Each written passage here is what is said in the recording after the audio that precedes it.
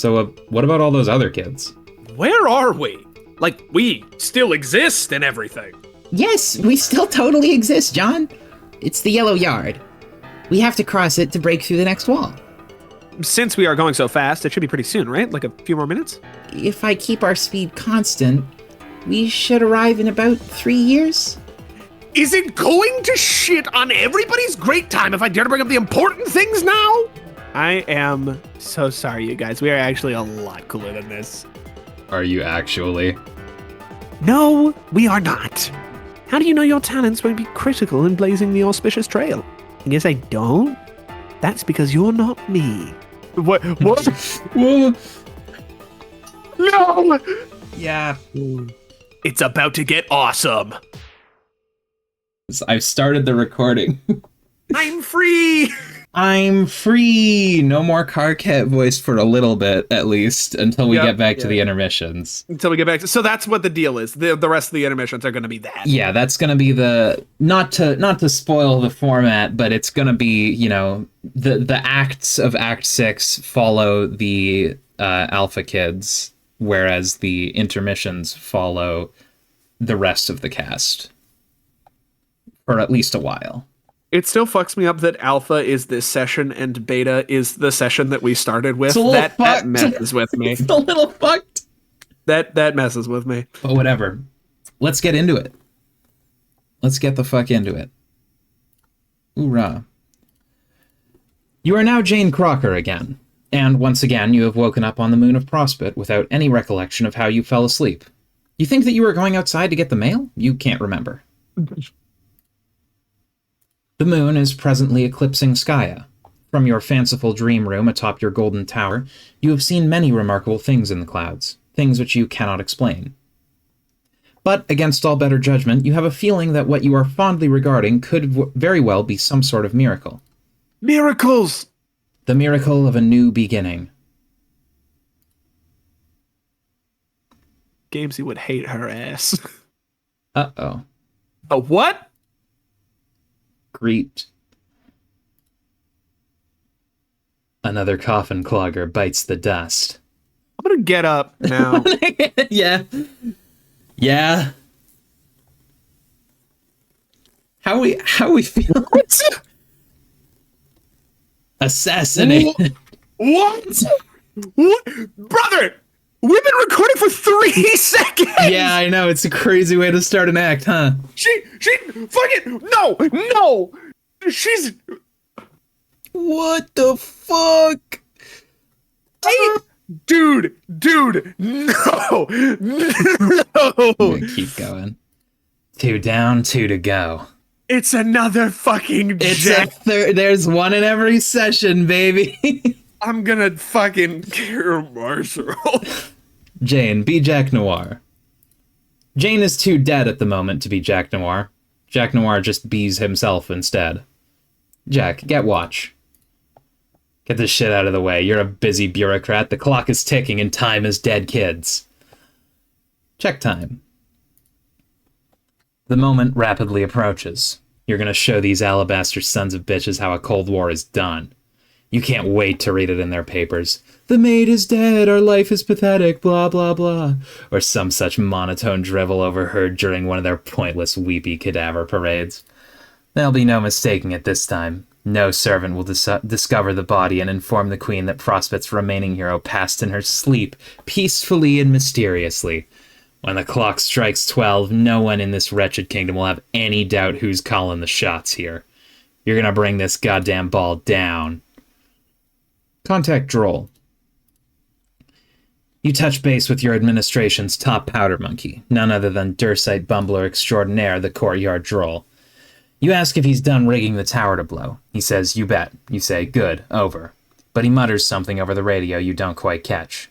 You say, what is it? He says, oh, nothing, boss. You say, out with it. He asks, isn't this cheating? Assassinating the heroes like this before the war's even really begun?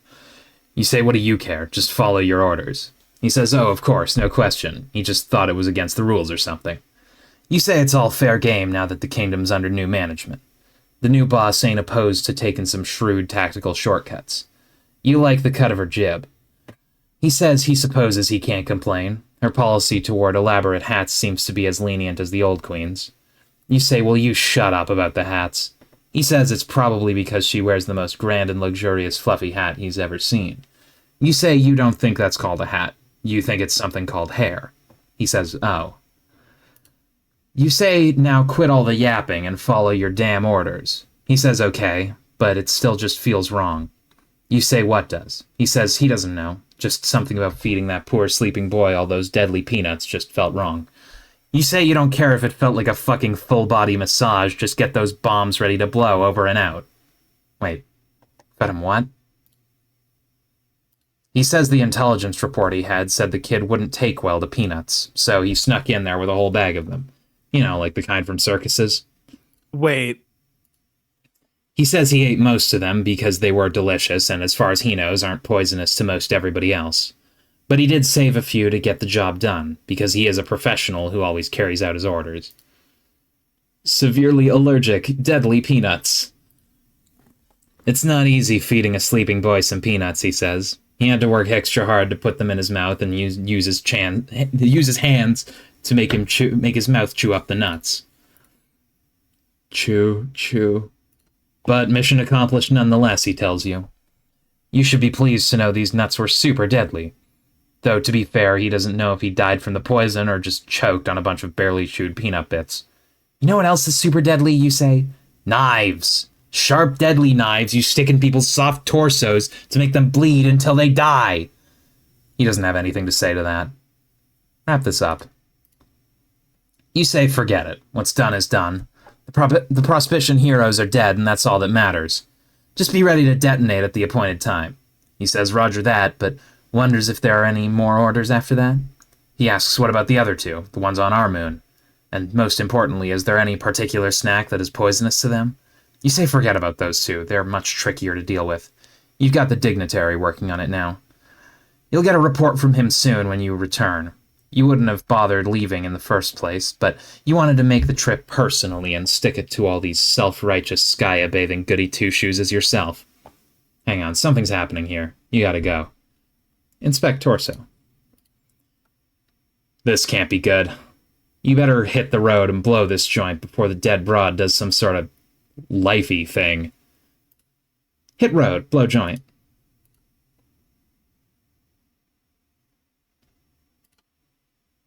Oh!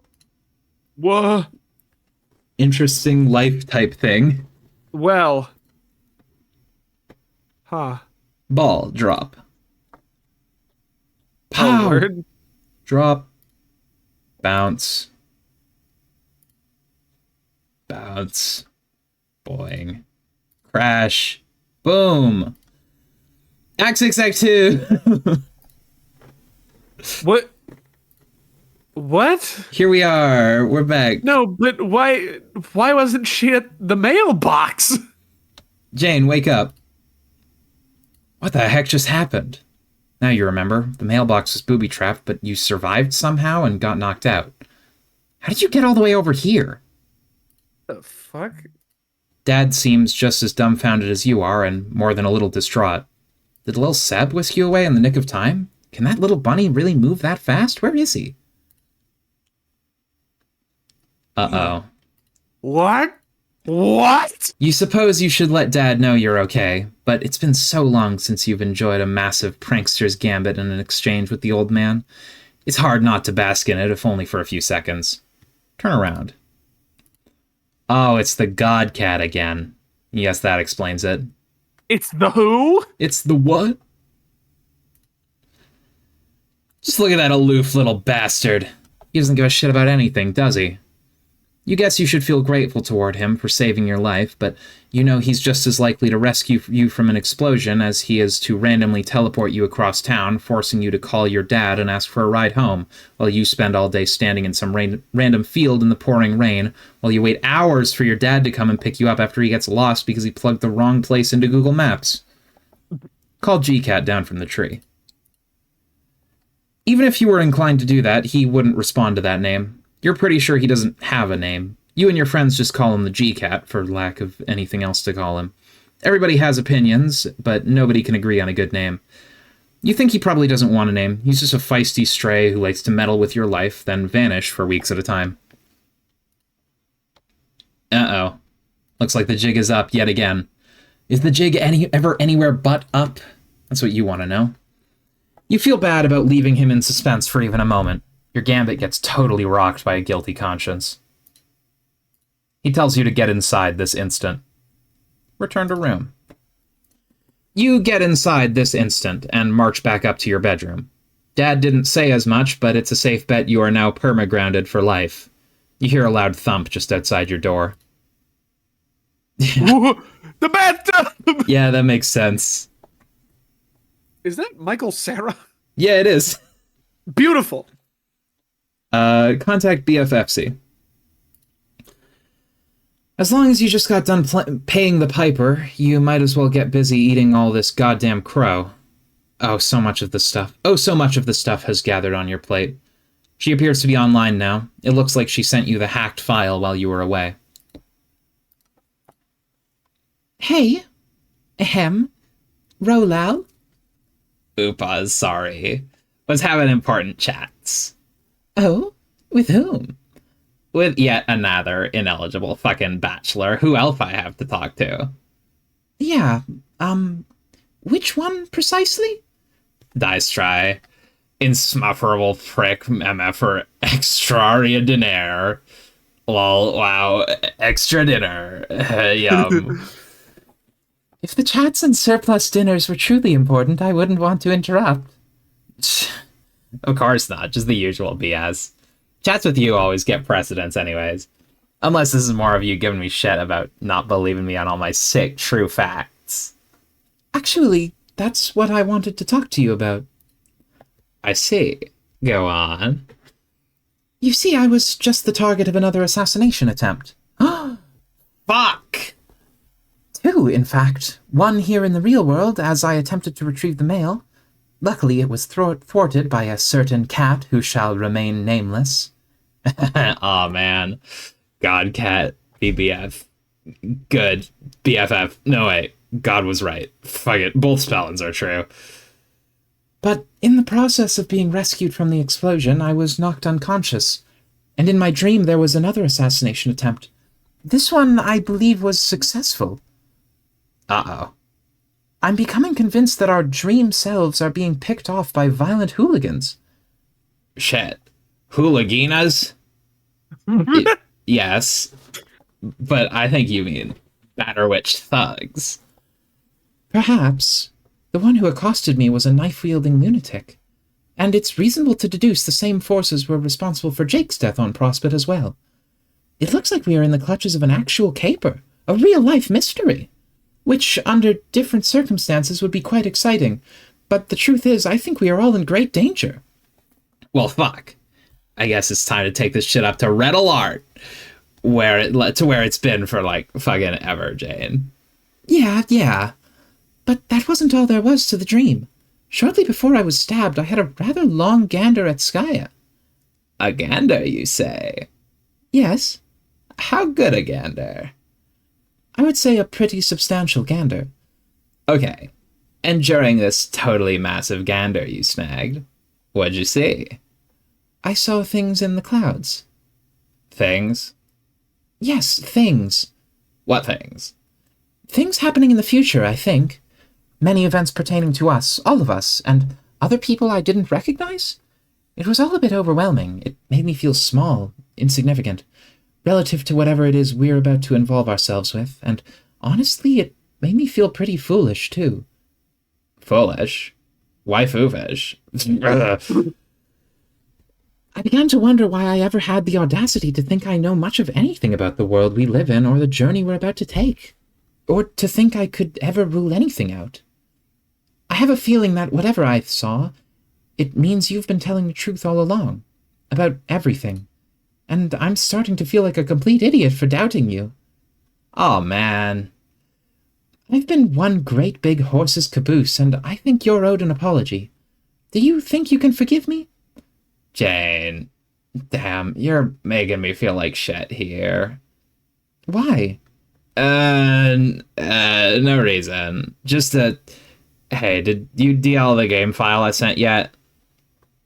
I did, and at this point I guess I have no choice but to use it. I guess you were a step ahead of me yet again. Why?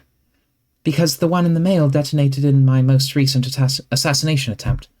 What? Oh, fuck those hacks. The old exploding game trick would would stoop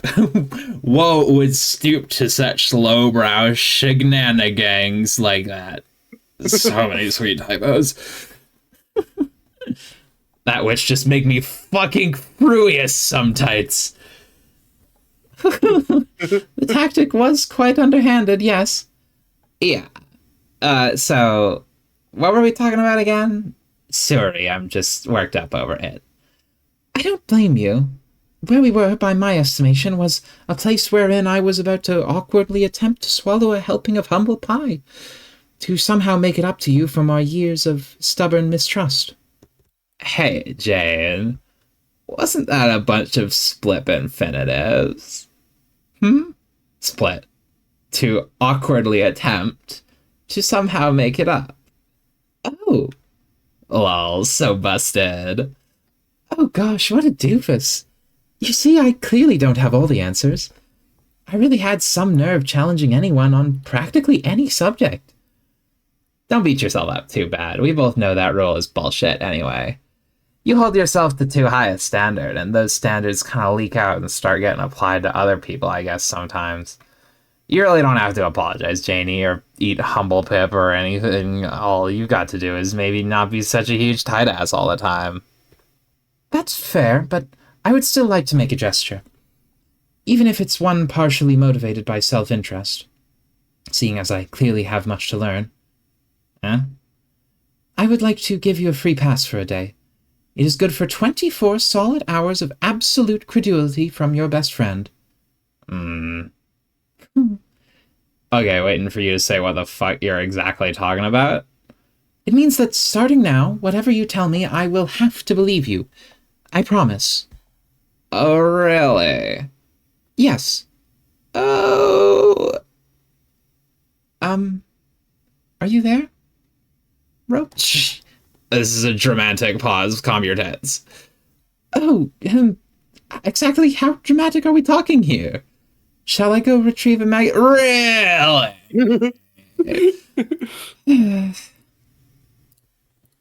Okay, then. What do you want me to say for you to auto-believe in?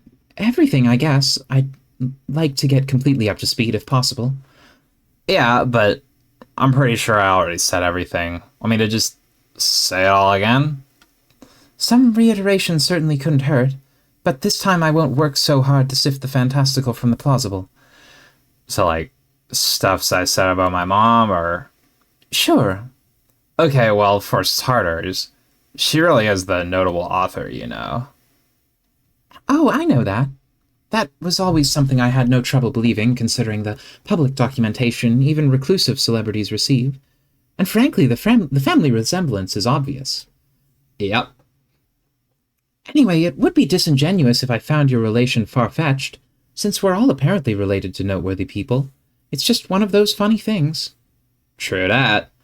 Then, what else can I talk about? Like, her occult magics and stuff? Because I don't know a whole lot about the magics, besides the fact that they're all real as shit can get. Maybe we should start at the very beginning? Okay, but the beginning was a heck of a long time ago. Do you remember around when we first started talking? Yeah. And you claimed you were the one making my pumpkins disappear? Yeah. You later proceeded to try to prove to me that what you were saying was true, but none of your attempts thereafter would ever bear any fruit. Pardon the pun. Okay, but it ain't pardon because a pumpkin ain't even a fruit. It's a big orange porch thing for Halloween, numbnuts. Yes, I know what pumpkins are. It was a joke, silly. What I'm trying to say is, in thinking back to those days when you couldn't verify your claims, it made me think the whole thing was a big ruse. And I think this unfortunately began a pattern of mistrust. It was always hard to rule out the possibility that you could be joking about other things as well. Yeah, but it's not my fault. I mean, a purification... A purification tech is notoriously unreliable. Remember, I explained this. I can't just always purify stuff from you anytime I want. I can only take stuff I'm allowed to, which is pretty much random. Like, stuff that by taking I'd be messing up the timeline, because that stuff is supposed to be there and serve some funkiton it hasn't served yet. So most of the time, if I try, I'll get all slime on my end. But pumpkins, for some reason, are a little easier to take. I don't know why. Like, they are specifically and arbitrarily unhinged from space-time. Is spooko key. I couldn't begin to explain the science behind such a technology either. But I guess the important thing is, regardless of how or why it works, this is a story that you continue to stand by? That is, you are still taking credit for the mysterious disappearance of all those pumpkins I grew years ago. F yeah. I so gonked your guards, Jane. Did you gank them when my gourd was down? Yes, I did exactly that. Snatched your patch, sucker. Very well, then I believe that is what happened. That's all I'm trying to say here. Okay, so you believe that. Now what? Now, nothing, really. You may continue to tell me anything you would like with the confidence that I won't doubt you. So, by all means, go ahead. Okay, got it. So, Jane, what's it feel like to get stabbed by a bad guy? Oh, come on. Huh? That is the question. Yeah, so? It's not any sort of revelation or statement for me to take at face value. Yeah, burn it, this isn't that difficult. And for the record, it's not great. What's not? Getting stabbed by a bad guy. It isn't all that peachy. Yeah, I bet. Must have sucked. Or dream sucked. IDK. So you're not in the mood to tell me things? No, I am. I'm psyched about you wanting to believe me and all, but part of me still feels like I should prove it. Like, I tried to once. It was just frustrating. I mean, I'm a scientist. I should be able to prove my shit. Like, subject my claims to the fucking madrigogs. Madrigogs? Mad riggers. You know what I mean. Yeah, I understand. I mean, trust between friends is sweet and everything, but I don't know if I want to be the recipient of, like, a buttload of pity believe-ins. It's not about pity. It's more like a gesture I'm trying to make. Or maybe that's not quite right? It has more to do with setting things right for myself than making it up to you. Does that make sense? Shoot, I'm doing such a terrible job explaining this. Patiently sips beverage. The bottom line is, I want to believe the things you say now. That's all you need to know. Okay, that's good. I want that too, but I still want to prove it irregardlessly. Shudders uncontrollably at word usage. Whoops, sorry. Still want to prove it irregardlessly. All fixed, tight as fuck. So, you down for one last try? Sure. Okay, let's get busy. What do you want to see me dispurify? Look around. I don't know. The baking chest, maybe? Too big. I got size restrictions here. Bigger stuff takes huge amounts of power to swipe. So this gizmo I have has a built-in size cap. Like, something as big as you, for instance, I can't take. Believe me, I've tried. Aw, that's sweet of you, I guess. Was totes sweet of me to try and steal you for the hangouts, but it didn't work because of bullshit. But I can take stuff somewhat smaller. What are the restrictions? Just dump your shit on the floor. Tell me everything that's there. Empty Solidics. Well, what immediately catches my attention is this enormous book. I wonder how it squares with your size restriction. What book? My unabridged Sassacres. It's a very rare edition and a precious family heirloom, so I don't know if it would make an ideal candidate for the journey. No, are you kidding me? That shit is perfect. Should be just the right size, like big, but not, but just sparkly, not too big. But what if it gets damaged? Psh, it'll be set fire. Oh, silly me, what was I even worried about? Man, sent fine. That wasn't even a Freudian slip. Dr. Freud just tripped over an errant phallus, tumbled down a flight of stairs, and broke his neck. And then his cigar exploded comically in his face. Jane, you're funny. OMG, still lolling at that word boner I made, OMG. It was spectacular. But for real, I won't set your fucking joke book on fire, Jane. It doesn't even do that. It goes to the worst kinds of ROG. If it goes the worst kinds of ROG. Couldn't we send Wise Guy instead? At least it can be easily replaced. Jane. Jane. Fuck Wise Guy. This would be so lame as a guinea pig book. Goddamn, who am I kidding? I don't even know how to spell guinea pig while sober. Could be sober as a church Christ and look at it. Guinea? IDK, shit looks intrinsically fucked, typographically speaking. So fuck that rod and fuck those particular pigs. No, I reject your proposal that we fuck Wise Guy, whatever that actually means, or for that matter, the spelling of any adorable rodents named after African nations. Jane, are you being a tight ass again? I don't think so. We talked about this. About what? About you being a tight ass. I am not being a tight ass. Janie, it seems to me that there is a maths % chance of you being a huge tight ass. Are you being a huge tight ass on me, Jane? Oh, god damn it. Take the book. What do I care? Yes, that's the spirit. Now you are believing with petrol. I fail to see what offering up a priceless book for your wildly capricious science experiment has to do with my resolution to be less stingy with my beliefs, but all right. What do you relax about the book? I'm only just teasing, because there's like practically a 100% chance this won't wonk like alwaysy. Won't work like always. So, ready? Yes, let's just get on with it. A purify. Yoink.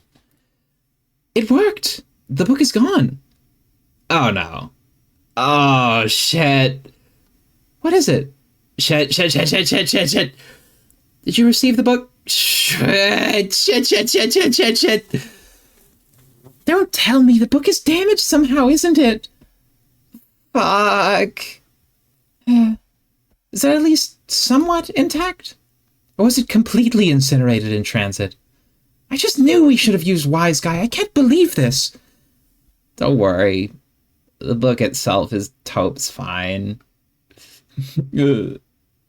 Oh, then what's the problem? I'm so stupid. So stupid.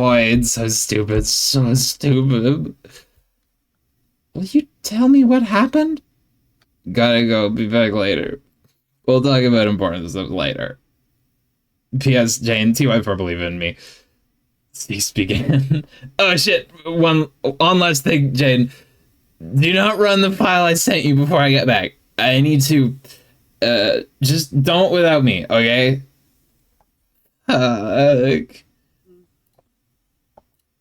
You wonder what her deal was.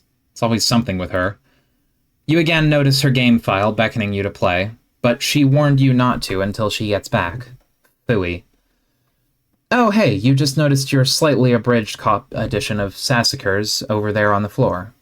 You guess you could have sent the much less valuable copy and saved a lot of arguing, but what's done is done. There's more reading material sprinkled about, too. You've clearly got some time to kill before your BFFC gets back from her emergency. Might as well do some casual reading. But there's nothing casual about hoisting even an abridged Sassacres up to your lap, so forget that. There's always Game Girl, but the articles are all a bit vapid and, in your view, somewhat demeaning to female gamers and women in general. You and Rolal are convinced the whole thing is just written by the same odious D-bags who write Game Bro, which is exactly what makes it good for the LOLs, LULs, sorry, her words. Speaking of bros and the games they play, read Pony Pals. You've read this a million times already. It's one of your favorite gifts. Another gander at it sure couldn't hurt. Examine contents. Alright, do you wanna... This is yeah. Amazing chapter titles. Potentially the TOC for greatest book ever written. But Betancourt shat out this nightmare instead. A visitor. Screaming ponies. Motherfuck! Danger! Flames. Missing. The fight. Blood in the snow. Holy shit. Homeless. 3 ideas. Acorn's shadow. A pony broods. The final freakout.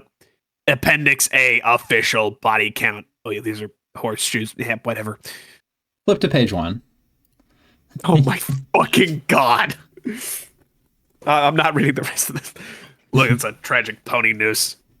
This is a dumb name. Sounds like product of speech impediment by imbecile. Almost a good name for you. Not sure why. Hannah called out, "We're going for a trail ride," as she prepared the noose. Adroitly, yeah, I guess. Hannah's pony. And shit, it is actually necessary to read the story to make this make sense. Anna's pony Acorn was standing in the pony shed. The other pony, Lil Sebastian, belonged to Anna's next door neighbor and pony pal, the city of Pontiac, Indiana. City of Pawnee, Indiana. Lil Seb came over to Anna. I can't fucking read this. I'm going really insane. Fucking funny. Lil Seb came over to Anna, but Acorn stayed in the shed. Anna thought that Acorn was trying to hide from her. He liked to play "I'm scared shitless of my master." Page. Anna went into the shed. Acorn wasn't fucking around. He was staring at a fluffy black cat with white paws taking a dump on his favorite saddle. The cat was staring back at Acorn, shitting like tomorrow wasn't a thing. "Hey, kitty," said Anna. "What are you doing there?" she asked, the act of defecation oddly foreign to the girl. Pawnee came into the shed behind Anna. "Whose cat is that?" the rural township inquired.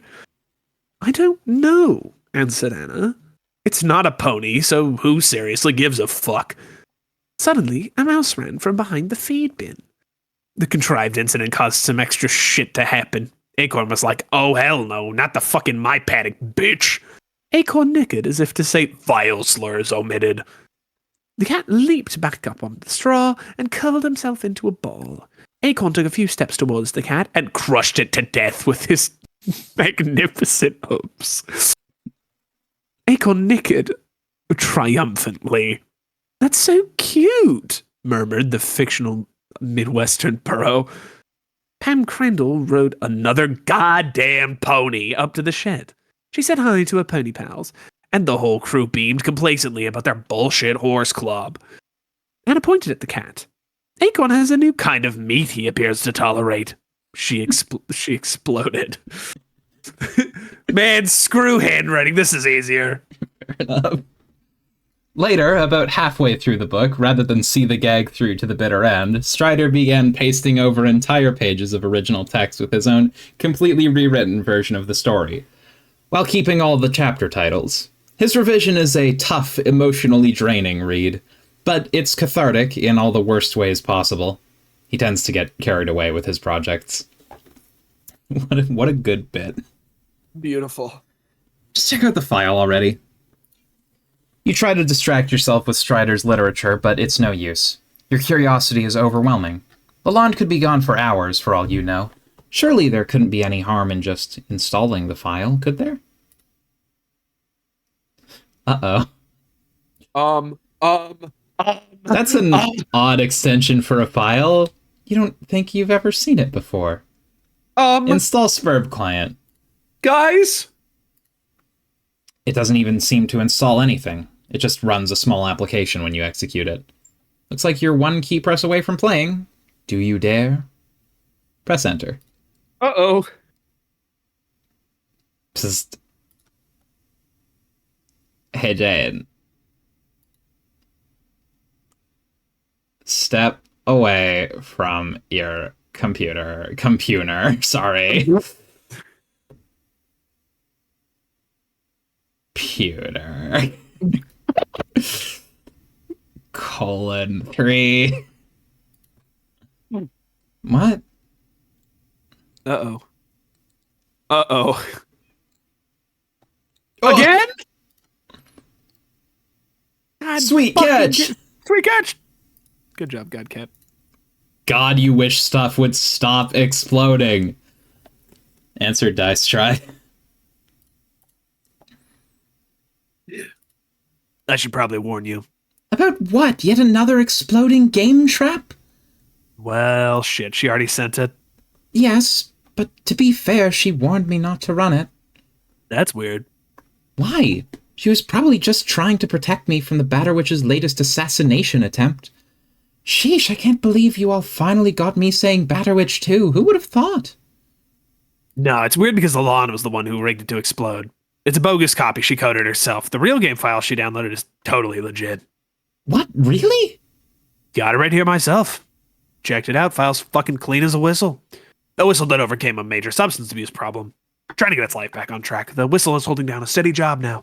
It's taking things one day at a time, eating a fucking dinner off that whistle. Okay, I'll shut up. Why would she do that? To accomplish exactly what it sounds like she got accomplished. You're narrowly averting the fake threat to your life, then getting your shit all hot and bothered at the Baroness over it. Then you abdicate your heiress throne or something and give up on this game as a big fuck you to the genocidal cake alien. But if she felt so strongly that I shouldn't play, she could have told me. Or told me more forcefully, I guess. I would have listened. Maybe. He's working through some problems right now.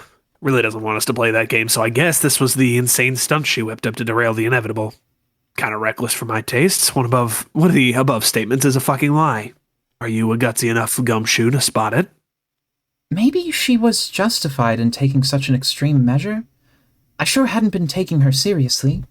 She even warned me not to play it until she got back, but I went ahead anyway because I was too impatient. Actually, now that I think about it, she was probably going to disarm it or such when she got back, seeing as her objective had essentially been accomplished already by an actual assassination attempt. After that, I told her I would believe her about everything. That probably made her feel guilty about setting me up, so she told me not to touch the file until she returned. Sounds about right. But then I went ahead and ran it anyway like a doofus. I think she just wanted to be believed. Shucks, am I an awful friend? No. I'm not so sure about that. Well, before you go taking a massive sad crap all over your friendship credentials, consider this.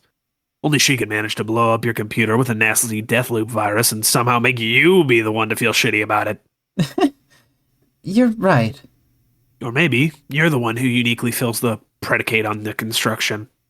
I don't goddamn know. Your friendship with her is a half-drunken three-legged relay race, and the baton is a stick of fucking dynamite. And you two are the only ones on the track. Me and English are watching from under the bleachers, high-fiving constantly. I guess that's a pretty apt metaphor, even though it doesn't make the slightest bit of sense. Yes. I just wanted to start playing the game so badly. Now more than ever, I have reason to believe the stakes have increased dramatically. They have, and they will continue to. I think our dream counterparts are all marked for death, and if we are to stand a chance, we must move quickly. I agree. Just heard about your assassination on Prospect. Oh, she told you already? Who? RL? No, I read it in a newspaper. Are you being ironic again? Nah, I just picked up one of those sleazy Dursite tabloid rags.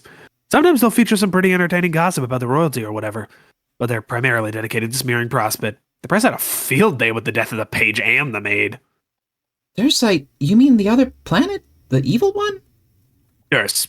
Yeah, not evil necessarily. That's a bit simplistic. The kingdom represents the forces of the opposition to Prospect and the four heroes. Us. What did the story say about me? Dead was the big-ass headline. Then a photo of your dead body lying there, followed by a bunch of bullshit slander. It was also reported that your tower exploded. They couldn't find the body to give it a proper funeral, probably incinerated. I didn't realize you had woken up in the game already. When did that happen? I don't know. Years ago? Don't really recall. I guess I shouldn't act surprised you didn't tell me, what with all your highfalutin secrecy. I mean, it's hard to explain. I was never technically asleep there. I was awake without realizing it. And then I realized it. And I sort of learned how to be awake there while awake here, too. I'm awake there now, albeit pretending to sleep. Pretending? Why? Well, for one thing, it gets a bit distracting managing two alert bodies in different places at the same time. And for another thing, it's better to maintain appearances. Everyone on Durst believes their heroes haven't woken yet, though they are both rumored to be very active sleepwalkers, which is half true. She can't ever seem to sleep still, goes off wandering for days. Sometimes I've got to go round her up from some godforsaken cranny of the abyss, drag her tipsy ass back home, tuck her back in. Maybe I'll chain her leg to the bed if she doesn't wake up soon. Though, in light of the recent assassinations, her slumbering attraction to the void probably works to her advantage. No one ever knows where she is. I'm still not sure I'm following. Why are you maintaining the appearance of being asleep? On Prospect, it seemed as if the people there regarded me and Jake very highly, like celebrated figures. Is it not the same way on Durst? No, it's essentially the same situation here. They glorify us the same way, almost like we're their purple pajama team mascots, even though they will completely oppose our objective when all is said and done. Kind of ridiculous, really, but even so, I think it's better to lay low, not alert anyone to my alertness. Funny emoji. Custom emote. Custom emote. That way I can sneak around and gather information. Do some reconnaissance before shit starts getting real. In other words, read newspapers, get a feel for the word on the street and such. As might a detective? Yeah, among other things, like keeping an eye on agent activity. You mean secret agents? No, more like high-ranking officials. Judging from your knife wound, I'm betting you were the victim of the archagent himself. You should feel honored, I guess. Who's that? Some guy named Noir. Real nasty dude. Crazy ambitious. Loves knives. If we're going to stand any chance of winning this thing, I've got this nagging suspicion we're going to have to take him down first. And a feeling that nags equally is it ain't going to be easy. Whoop, back here. Whoop. Yep. Okay. I guess I should find all that ominous, but I cannot lie, sir. Nothing you have said has made me one iota less excited to begin this adventure. Those dastardly agents can try to assassinate me all they like. I just want to get started. That's the most awesome way to be, Jane. And it is again why you will be our leader, sort of. Right. Still fixing to pull the strings for us, per your extensive puppet metaphor? Pulling them as we speak. I'm having little Seb install a real copy of the client on another computer in your house. A clean computer, not any of this BC Corp garbage you tend to accumulate. I'll have to insist from this point onward, you employ neutral devices that shit fucks with your head. Alrighty, I think I can make that concession. Once it's installed, I'll connect with you. I'll be your server player. I know this isn't what you were hoping for, but some improvisation is in order. While you get the ball rolling, I'll try to talk some sense into that mercurial booze hound. It sounds like a plan. I do hope she comes around. It would be a bummer to play without her. She will. Say, do I even have any machines that survived the explosion besides this one? Do you even have any machines that don't inundate you with fucking hamburger helper ads and Guy Fieri's heinous propaganda? I guess not. Still, some nice things were surely destroyed. I think Detective Pony was caught in the blast. It's unlikely Acorn survived.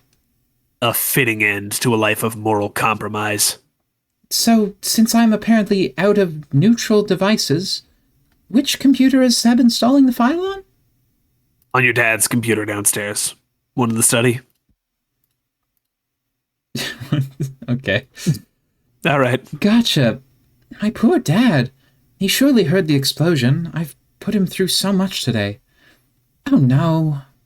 What? I just had a dreadful thought. The kitchen is just below my room. What if he had begun baking his afternoon cake when my computer exploded? No. No! Oh, He's probably fine. I sure hope so. Jesus Christ.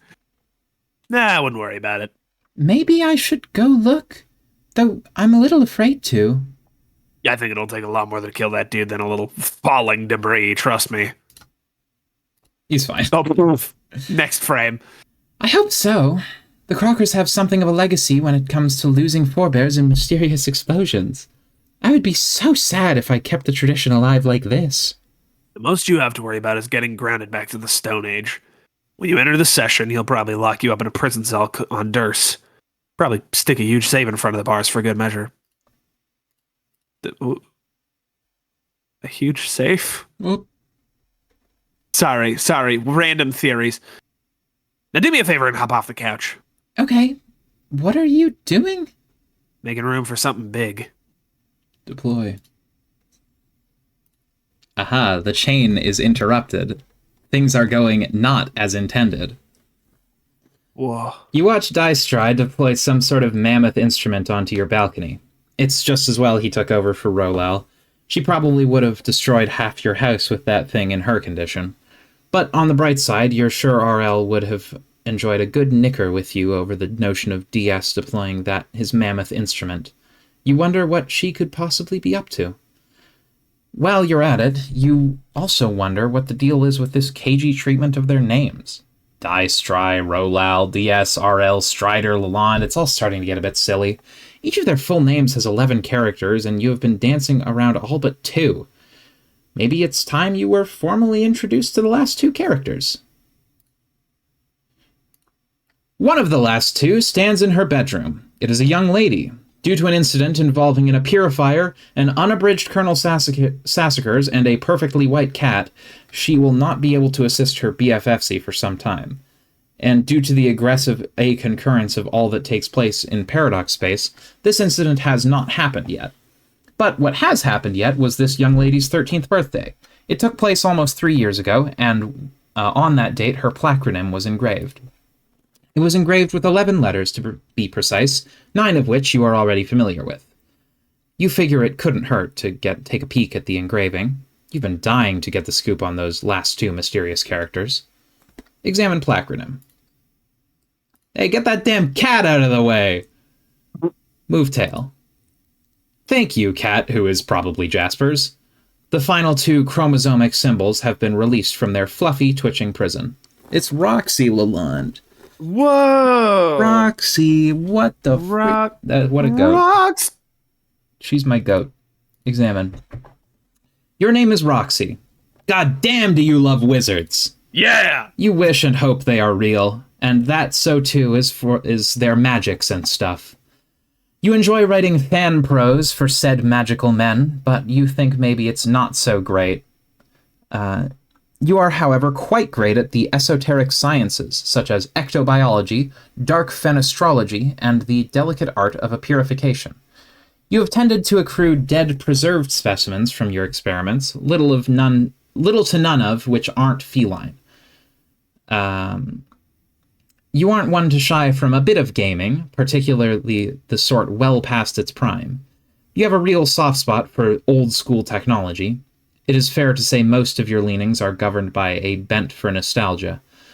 Your coding cred is totes ridic, basically making you the hottest shit hacksaw bitch you ever knew, as deadly to the grid as she is beautiful. Yep.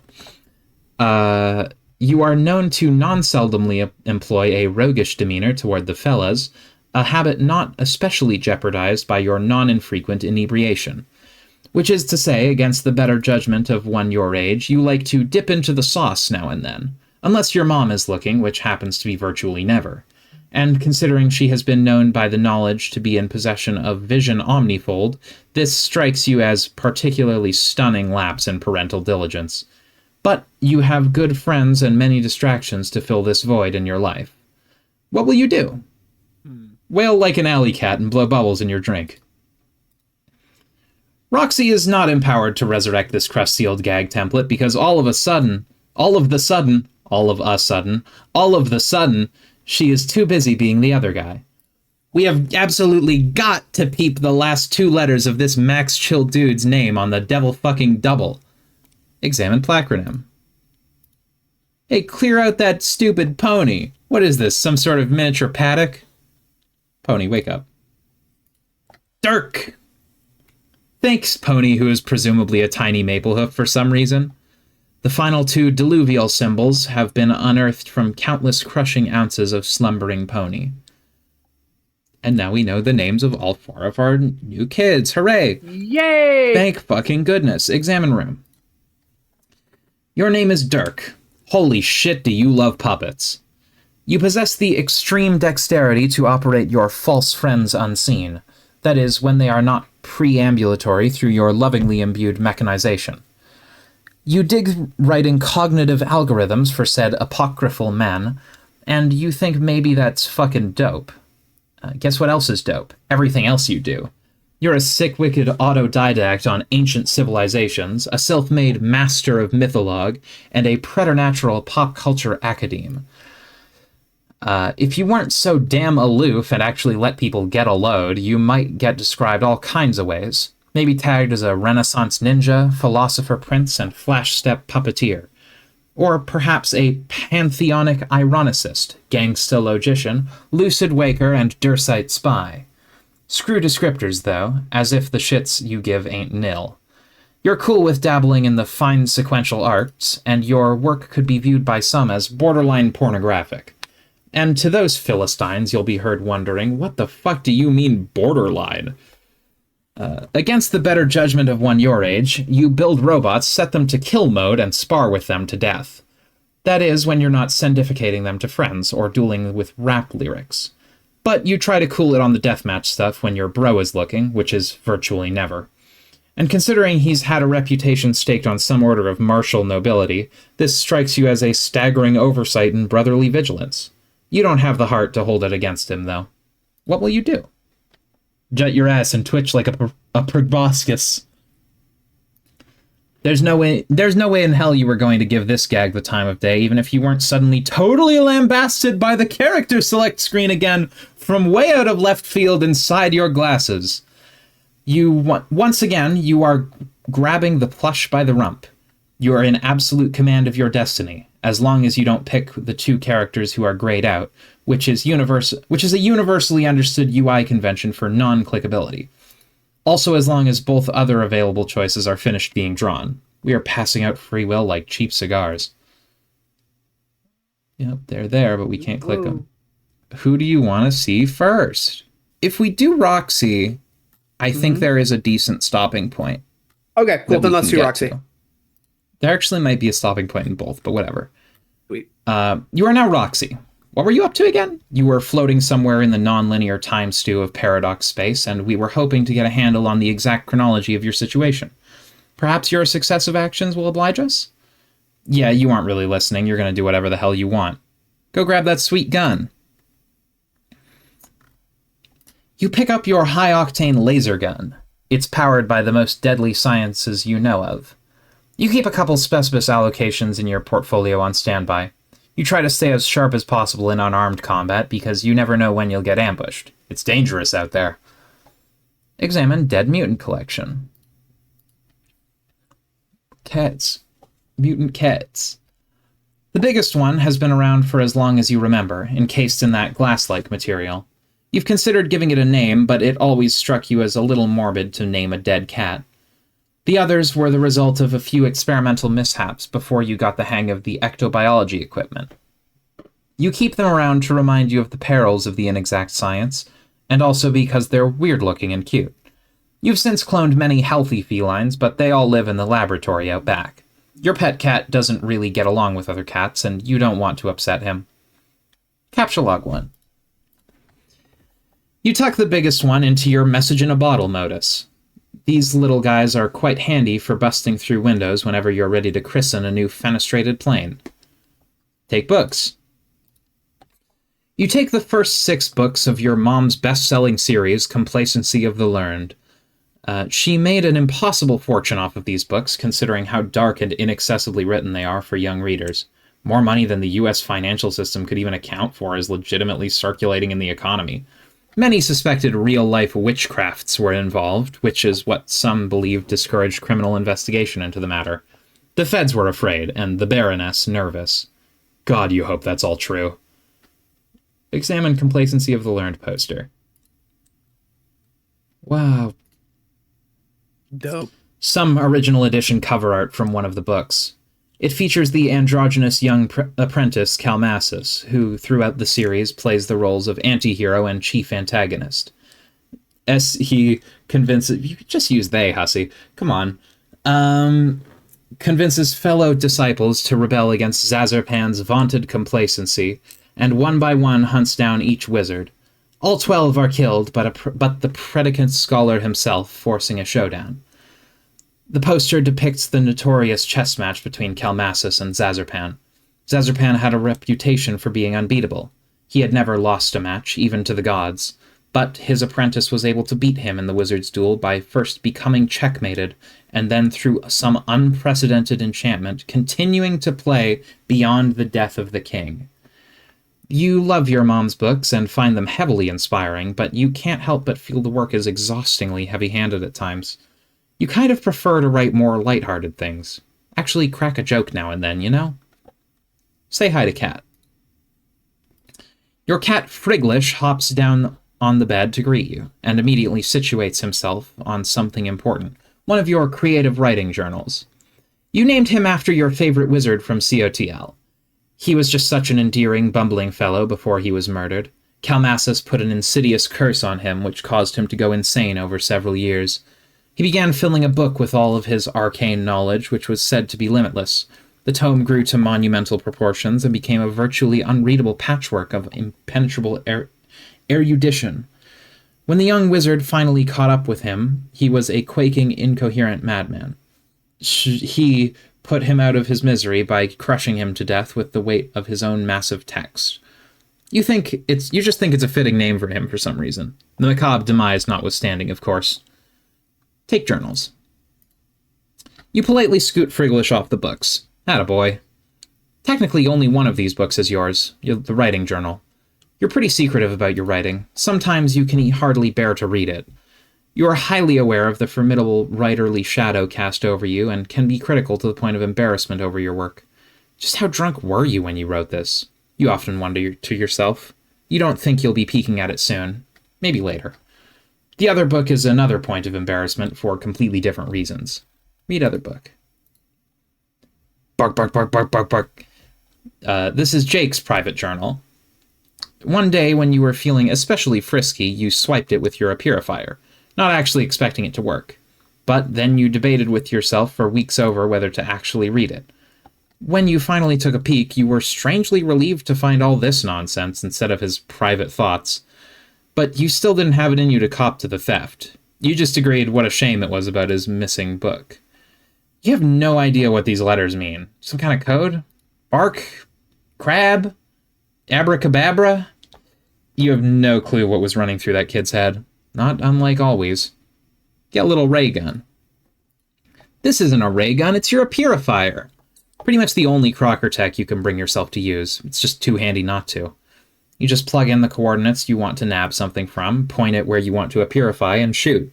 It'll make that thing purify right then and there, assuming no temporal conflicts. Piece of cake. Not Crocker brand cake, though, because fuck that witch. You're thirsty. That isn't a command. Excuse me, but you beg to differ. You poured that beautiful martini a little while ago, and you've been letting it gather cobwebs while you horse around with random shit in your room. What a crime. Sip martini thoughtfully. Damn it, this is the wrong stock reaction. You will not stand for this outrageous misrepresentation of your beverage enjoyment. Sip martini more thoughtfully than that. Sip. That's much better. As much as you enjoy an afternoon cocktail, you have to remember to pace yourself with these things. They're crazy strong and tend to make you kind of sleepy.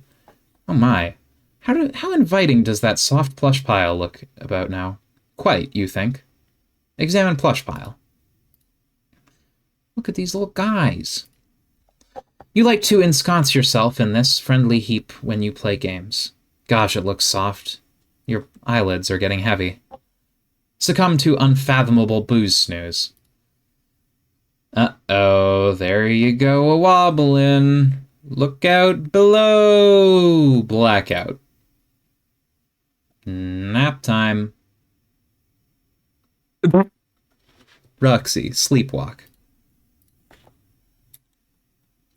Oh my god. I was gonna say, don't tell me it's a walk around. Oh no.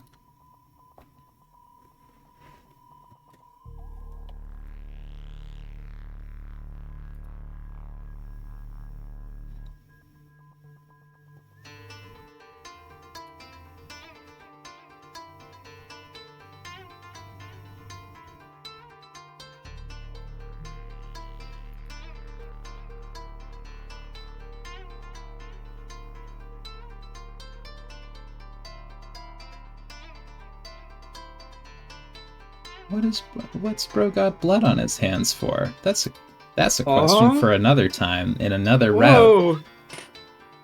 In what? In another route. Oh, right, yeah. Once we get back to that character Once select, we get maybe we'll to find hymns. Whoa. out. Also, Even in Death is such a banger. Yeah. Yeah. Oh, where are we going? Whoa.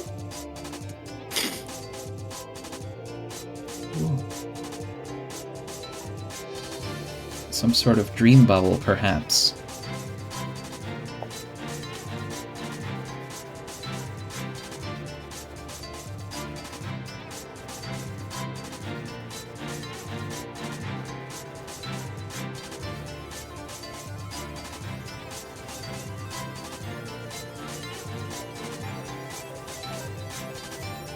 Oh. Whoa. What the freak? The earth. Look. Just having a chill little sleepwalk through the dream bubbles.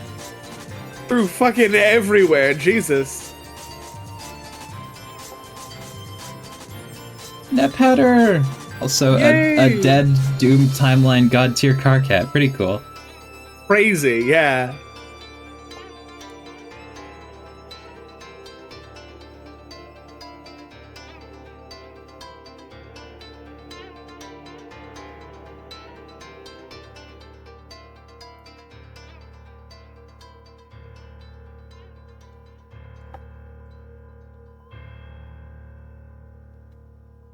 Whoa. And that's where we're going to end the episode for today. Yeah, that would be Yep, it. that would be a good stopping point That at would 1 be hour it, and 2 wouldn't it? minutes. Yeah. I estimated very well. Yippee! Your plans are beyond my Yes, comprehension. indeed. Perchance, I have been known to get a little silly. Yeah, pretty cool. A lot of like foreshadowing type shit.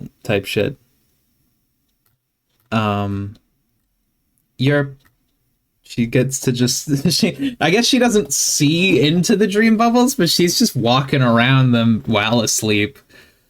That's funny. Oh. Just Or gets to be flying there. around rather, but you know. Yeah. Yeah. Anyway, that's it for the episode. We'll see you all next week. We will continue, we'll finish up with Roxy's path and then go down Dirk's, and we'll get a little bit further into this Act 6, Act 2. Yay. See you next time, everybody. Bye-bye. Bye-bye!